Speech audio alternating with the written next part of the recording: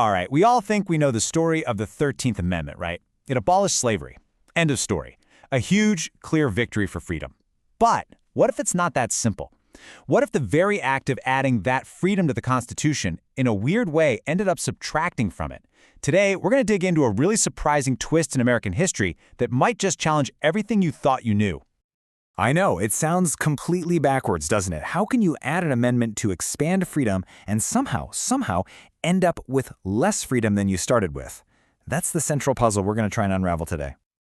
So, to even begin to understand this, we have to travel back in time to 1865. And you really have to try and forget everything we know now and just feel how massive this moment was for people then. At the time, the 13th Amendment felt like the end of the fight, the final ultimate victory. I mean, just listen to the raw emotion in these words from the abolitionist William Lloyd Garrison. For him, and for so many others, this wasn't just some legal tweak. This was a complete moral and spiritual transformation of the nation's soul. It was a moment of just absolute profound hope. And that joy wasn't just for the activists. You have to picture the scene in Congress. When the amendment finally passed, the floor of the House just erupted. People were cheering, throwing their hats in the air, even smashing them on their desks in pure celebration. For the politicians who had pushed for this, it was truly the crowning moment of their entire lives. And this part is absolutely crucial. For supporters like Senator James Harlan, this amendment wasn't just about ending the legal category of slave. No, it was about guaranteeing a whole bundle of fundamental human rights for everyone. The right to have a family, to own property, to speak your mind, and maybe most importantly, the right to get paid for your own work. It was a huge, expansive vision of what freedom really means. But then, unbelievably, just 1 year later, all that boundless optimism, it was gone. Some of the amendment's biggest champions were suddenly deeply disappointed. And this is where we really get to the heart of our strange question. Wow.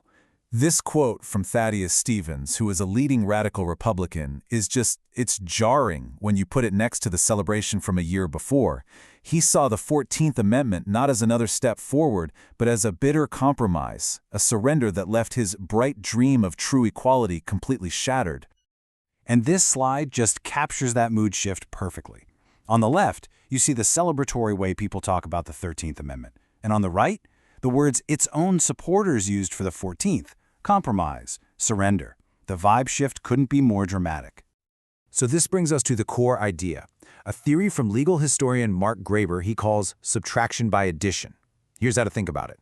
The 13th Amendment was this big, powerful, open-ended ban on slavery and all the things that came with it. But then the 14th Amendment came along and made a specific list of protected rights. And by defining what rights were protected, it kind of risked implying that any rights not on that list, well, maybe they weren't protected anymore. It might have actually shrunk the definition of freedom. You can boil it down to this simple, paradoxical math. 13 plus 1 might actually be less than 13. The act of adding the 14th Amendment might have taken away some of the power of the 13th. But wait, there's another twist here. While all this debate was going on, a key phrase in the original 13th Amendment, the celebrated one, was just left sitting there. And this little phrase created a loophole that would cast a very, very long shadow over American history. Okay, here it is, the actual text. Neither slavery nor involuntary servitude, so far so good, right? Except as a punishment for crime whereof the party shall have been duly convicted, shall exist.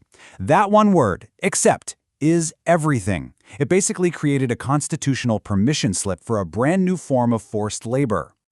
And here's exactly how that loophole got used, almost immediately.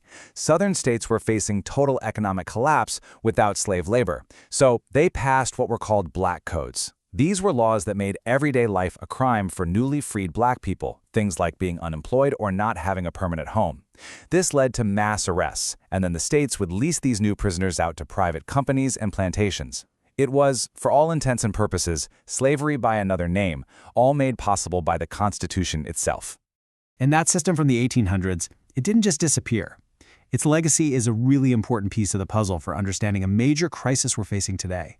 It's a direct line from the 1860s straight into the 21st century.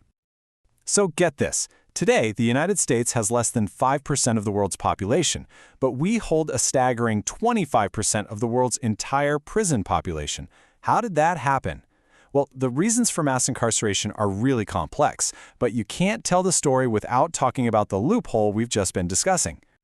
This timeline really connects the dots. The legal logic set up in 1865, this idea of using the criminal justice system to control labor, it created a framework. Now, convict leasing itself eventually ended, but that same framework was supercharged by 20th century policies like the war on drugs and the '94 crime bill, which led directly to the explosion in our prison population. So all of this history has fueled a modern movement to finally, once and for all, close that 150-year-old loophole. And as you can imagine, it sparked a really intense debate at both the state and the federal level. Now, a federal amendment to get rid of that except clause has been introduced in Congress, but it hasn't passed. But check this out. A bunch of states are not waiting around. Since 2018, voters in 7 states, from Colorado to Alabama to Vermont, have actually passed measures to change their own state constitutions to remove this kind of language. But this debate is really complicated. On one hand, supporters say it's a moral issue. They argue that having inmates do essential labor for just pennies an hour is basically a form of modern forced labor, and paying a fair wage would give them a real shot when they get out. But on the other hand, opponents bring up some serious practical problems. The cost could be huge. California estimated it could be $1.5 billion. And they also worry that it would force prisons to cut valuable job training programs that rely on that low-cost labor, which could actually end up hurting inmates in the long run. And so all of this leaves us with one final, unavoidable question. When you look back at its history, how it was used right after the Civil War, and the direct line you can draw to our modern prison system, does this little clause in the 13th Amendment actually allow a form of slavery to exist in America today? The answer to that question is still shaping the country.